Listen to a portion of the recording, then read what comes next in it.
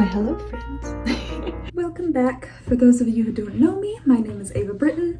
This is my Christian video diary series where I vlog my life as a college student in the performing arts who is also a Christian and working on her faith with Jesus every step of the way alongside you people. So yes, today, if you've been here at all, you know that coffee is a part of my morning routine. Not because I need the energy, I'm already a morning person. It's because I like the taste and just the coziness of it. In fact, today this is decaf because you'll also notice I'm wearing all black because I am on the run crew for our production of Diary of Anne Frank, which opened the other night. And today is our first matinee. Call time is in about half an hour. I thought it was super sweet that actually Ashley, the actress playing Anne Frank, wanted to show us run crew that we're appreciated by the cast, and she went out and she got us all like energy drinks from the campus coffee shop, which is like our school's brand of energy drinks. They're called Stampedes, and she got us all like these like energy drinks to keep us alive during the show. But I had already brought my own like sweet tea to last night's run, so today I'm going to have the Stampede that she got me because it's blue raspberry, which is a flavor that I like, but I've never actually had an energy drink in my life because I've heard that it's basically just drinking straight battery acid, and I'm already an energetic person and I kind of don't need the caffeine. So that's why I have decaf today, because I don't want to be completely seeing colors and bouncing off the walls. But yeah, I have a feeling I'll like the flavor. I think I'll just be concerned about the side effects is the main thing. But yeah, this cast is super sweet. Like going out of their way to be like thanking us for doing our jobs and that kind of thing, and giving us credit for different things and checking in with us, and like it's just because it's a small cast and a small crew and it's in a small venue, even though it is a main stage production for our school's season of shows. It's just a very tight-knit group and everyone is super friendly and super sweet, and it's just a really great environment to be in. So yeah, I'm excited to bring you guys along for our matinee today. Years and we all die. Oh. So that's the beginning of Ava's vlog. So we're going to get lunch before the show starts because we have a matinee today. Good morning vlog. Smash that like button. Oh What? my God, you did not. No ma'am. You do not have to feel obligated to do anything. Hit the notification bells. So you've already met Allison. She and I do the little shake during the show because it's funny. And then we have Jamie, which is lightboard op, right? Yeah. Yes, slay. So we're gonna get some coffee for these peeps, and I'm gonna get a sandwich. Alright guys, remember to smash that subscribe button. Stop. I do this every time she turns on the vlog camera. I don't. Oh, That no. tastes just like straight snow cone syrup. Like blue raspberry syrup. So what's That's the literally rating? what that tastes like. With like a kick of battery acid at the end. Correct. That's the energy drink. Yeah, that's what I've heard, and that's why I've avoided them until this moment, because That's I like the Ashley beauty. that much. That's the beauty of it. Oh, is it gonna turn my tongue blue now? Probably.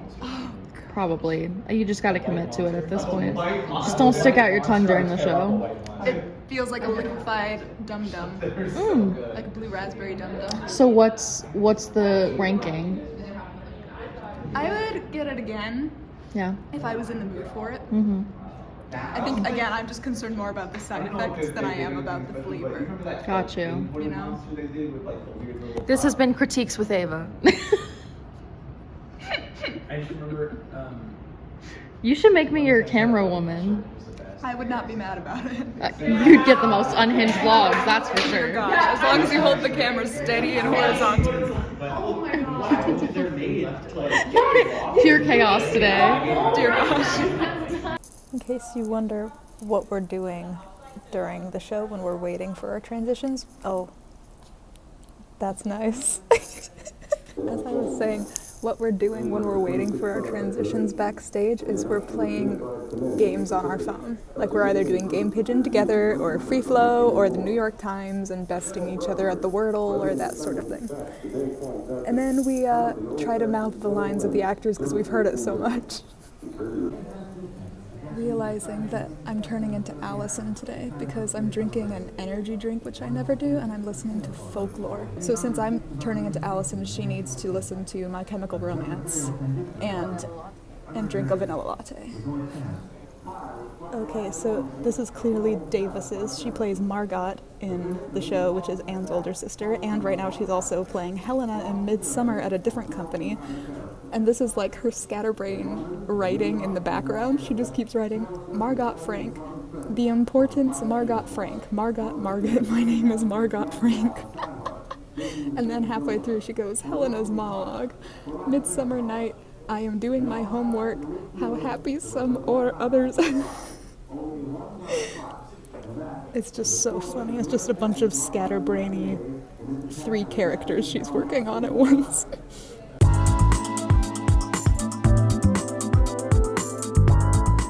Hey fam, hey! We just got out of our chaotic matinee.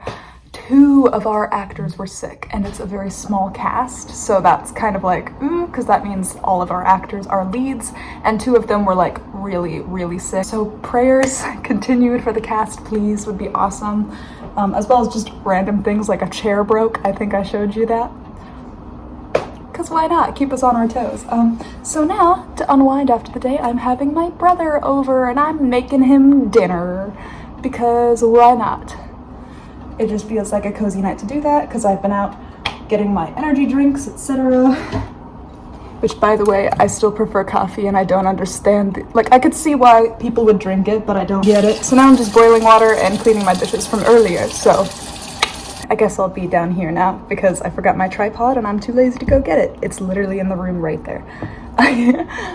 Yeah, but while I wait for the water to boil, you never know what people are going through off stage because everyone in the cast is super sweet and you can tell that they all have a true heart for God and our prayer circles are very meaningful and this material means a lot to everyone in the cast and they're really doing their research to really bring Anne Frank's story to life because they care about the message so much. But because the story of Anne Frank is so dark and devastating, especially because it's real, it's not even something horrible that you can write off as, okay, good thing we just made this up for entertainment purposes. It's like, no, this is real. You can tell it's emotionally very draining to be acting a show like this so much. But like this first weekend alone, we'll have performed the show 5 times back to back to back with an audience, which at a collegiate level is a little like, huh. So the actors are very burnt out, not just physically, but emotionally as well.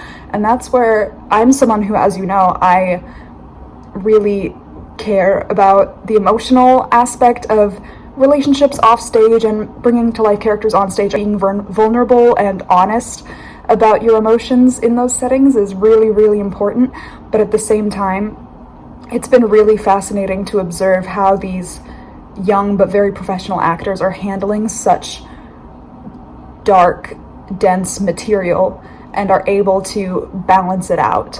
Because, like you saw us, we're goofing around with each other backstage and in the wings and etc., etc. Like, if we were walking around with solemn faces all the time and didn't get to know each other and we're all in our isolated bubbles, I think that the material would get to our heads a bit more. And I think it's important to have a balance of understanding when you are no longer in that horrible world of the Holocaust and World War II and being able to be like, okay, but we're moving forward from that and that's what this story is about. This play that we're putting on is about moving past that and not living in it.